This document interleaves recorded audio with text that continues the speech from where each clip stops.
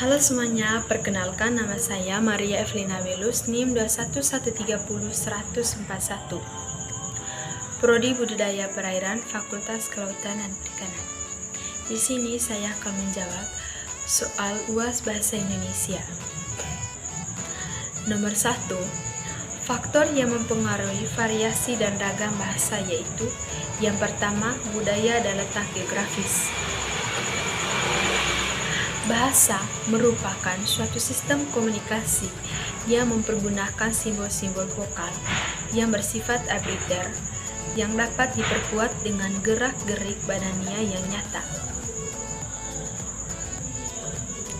Bahasa sebagai sarana perkembangan kebudayaan mengandung makna bahwa sebagai sarana kebudayaan untuk mengembangkan kebudayaan itu sendiri. Kebudayaan Indonesia dikembangkan melalui bahasa Indonesia. Melalui bahasa dapat menerima kebudayaan ini sehingga terwujud apabila kebudayaan itu dimengerti, dipahami dan ditunjung masyarakat itu sendiri. Indonesia adalah negara yang memiliki bahasa dan keanekaragaman yang berbeda. Seperti contohnya, meskipun istilahnya bahasa Jawa, namun bahasa Jawa memiliki banyak macam bahasa yang digunakan setiap harinya. Ragam bahasa yang berdasarkan budaya atau letak geografis ini biasanya disebut dengan logat atau dialek. Bahasa Jawa yang digunakan Jawa Barat akan berbeda dengan bahasa Jawa Tengah, atau contohnya bahasa orang Manggarai akan berbeda dengan bahasa Kupang.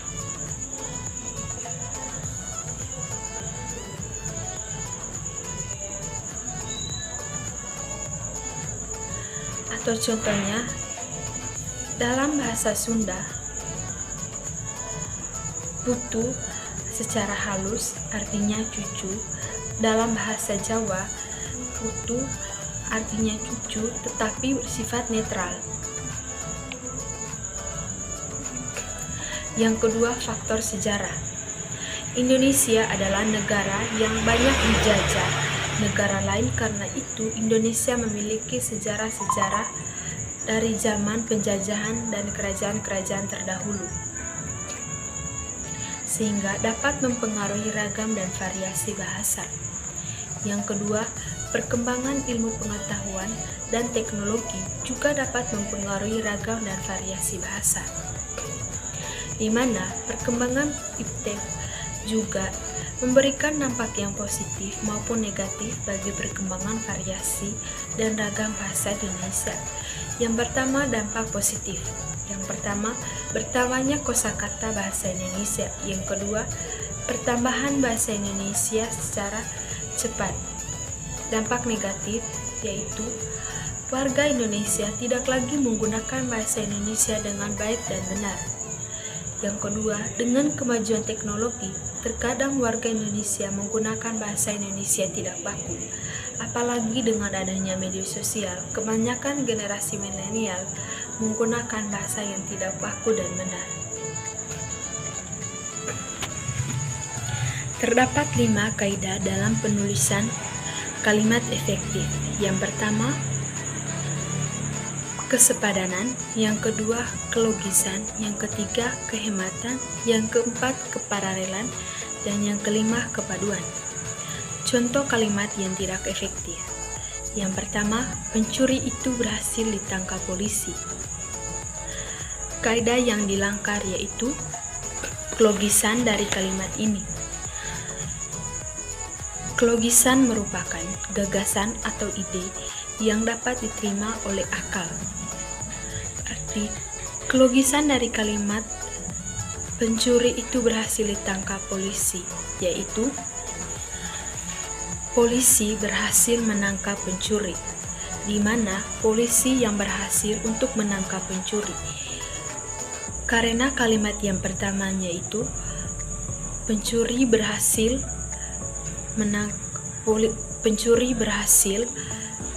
ditangkap polisi.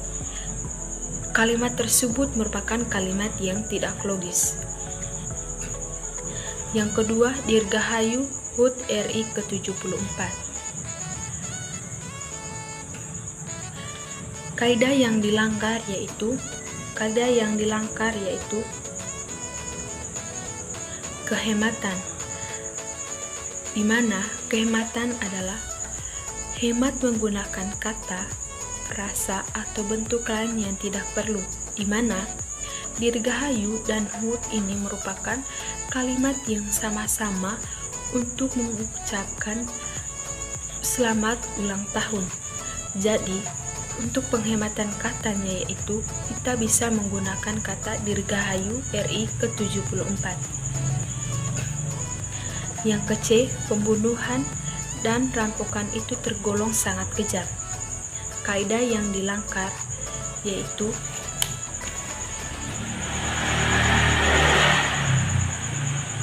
kelogisan, di mana Yun menceritakan tentang pengalaman kuliahnya. Kelogisan dari kalimat ini, Yun menceritakan pengalaman masa kuliahnya. Kalimat efektif dari kalimat ini yaitu Yun menceritakan pengalaman kuliahnya. Yang ke-E, pilihlah salah satu jawaban dengan benar.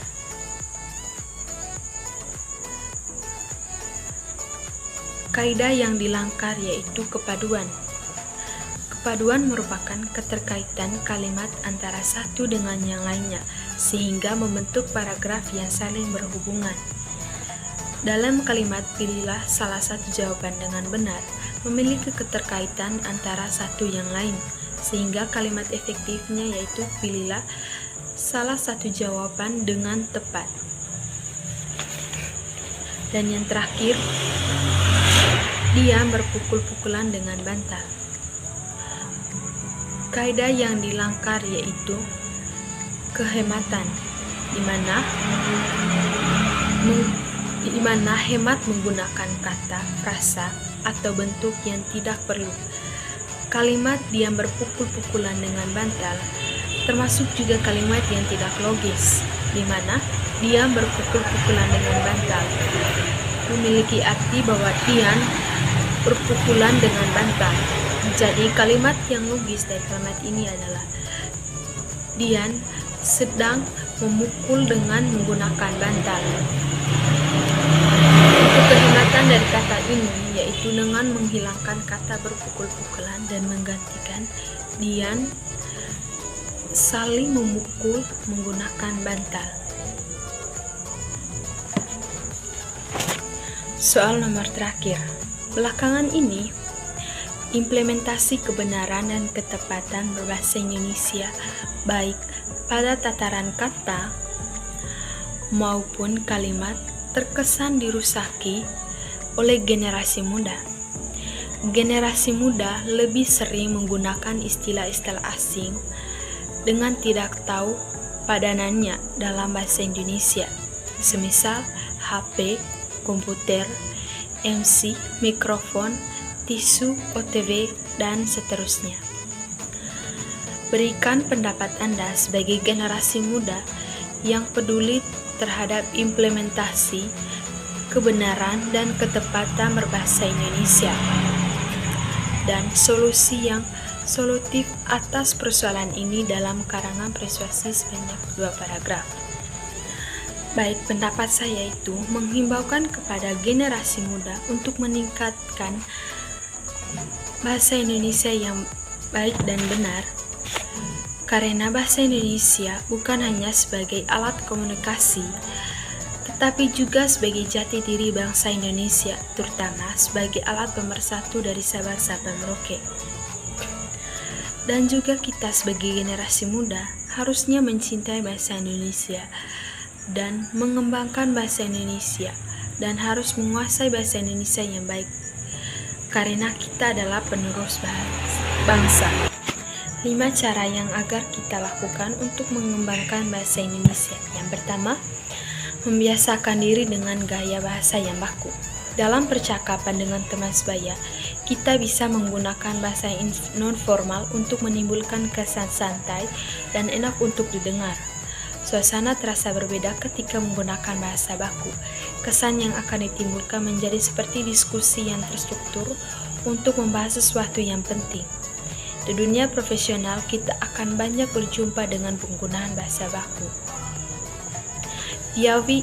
Piawai dalam bahasa baku nantinya akan membantu kita dalam kegiatan formal di masa depan.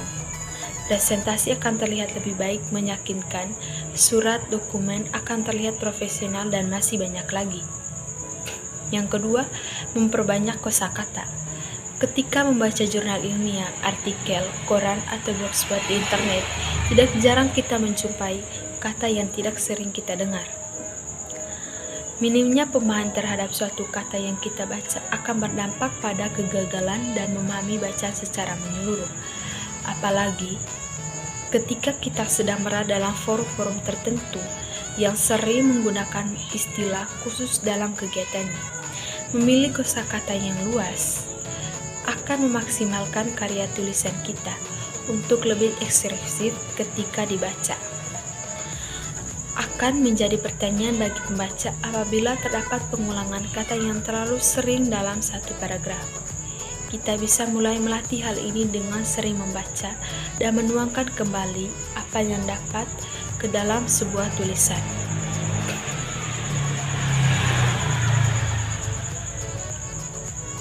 Yang ketiga, mengetahui perkembangan bahasa baru. Sering dengan perkembangan zaman dan teknologi akan muncul juga berbagai istilah dan jargon bahasa Indonesia yang baru, apalagi dengan bantuan media sosial. Hal yang terlihat biasa saja bisa menjadi viral. Mager, julid, ambiar yang biasanya dilontarkan oleh anak muda Indonesia telah terdaftar di KBBI saat ini.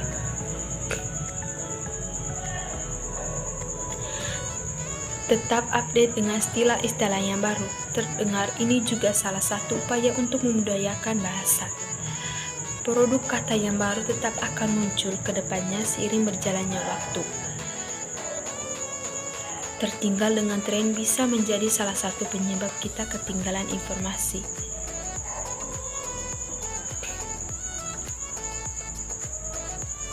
Berbahasa Indonesia merupakan hal yang tidak dapat kita pisahkan sebagai bagian dari negeri ini. Hanya saja lingkungan tempat kita beraktivitas akan mempengaruhi gaya berbicara kita. Namun hal ini tidak bisa kita jadikan alasan untuk tidak melestarikan bahasa Indonesia sebagai bahasa ibu. Dengan memulai langkah kecil tadi, kita bisa berkontribusi agar bahasa Indonesia tetap dijaga dan dipertahankan. Yang ketiga, tidak menggunakan bahasa asing secara berlebihan. Saat seseorang menggunakan bahasa asing dengan terus-menerus, hal tersebut dapat membuat ia lupa dengan bahasa Indonesia. Seperti halnya jika kita tinggal di luar negeri dan selalu menggunakan bahasa daerah tempat kita tinggal tersebut, lama-kelamaan kita bisa melupakan bahasa Indonesia. Yang kedua, membiasakan diri melakukan apapun dengan menggunakan bahasa Indonesia.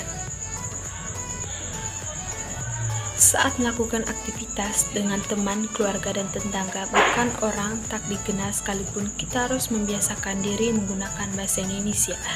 Selain dapat melestarikan bahasa Indonesia, hal ini juga agar lawan bicara kita dapat mengerti apa yang kita bicarakan. Meningkatkan rasa kebangsaan dan menggunakan bahasa Indonesia. Kita sebagai bangsa Indonesia harus bangga terhadap bahasa Indonesia, karena dengan adanya bahasa Indonesia dapat menyatukan seluruh ras, agama, serta suku yang ada di Indonesia. Segala perbedaan tidak dirasakan oleh seluruh elemen masyarakat karena disatukan dengan satu bahasa, yaitu bahasa Indonesia.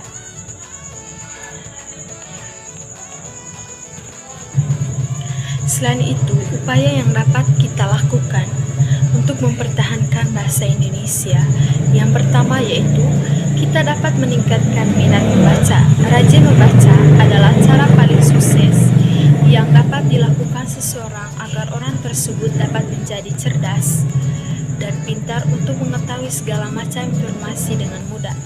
Rajin membaca buku bahasa Indonesia dapat membuat seseorang dapat mengetahui banyak kosakata, tata bahasa, dan penggunaan tanda baca yang tepat dan bahasa Indonesia. Dalam berbicara maupun menulis dalam karya ilmiah, kita harus menggunakan aturan bahasa Indonesia yang baik dan benar. Yang ketiga, memperkenalkan bahasa Indonesia yang benar kepada dunia internasional agar bahasa Indonesia dapat menyamai kedudukan bahasa asing di luar negeri, seperti bahasa Jepang, bahasa Inggris, bahasa Jerman, dan lainnya. Cara yang dapat dilakukan untuk memperkenalkan bahasa Indonesia ke dunia internasional itu mengikuti acara-acara internasional tentang pameran budaya dan bahasa Indonesia, menulis berbagai macam informasi dengan menggunakan bahasa baku dan aturan penulisan dalam ilmu bahasa Indonesia di berbagai media sosial seperti blog. Yang keempat, cara yang dapat kita lakukan yaitu mengikuti acara perlombaan, seminar, dan pelatihan mengenai bidang ilmu dan bahasa Indonesia. Dan yang terakhir yaitu mengikuti organisasi bahasa Indonesia.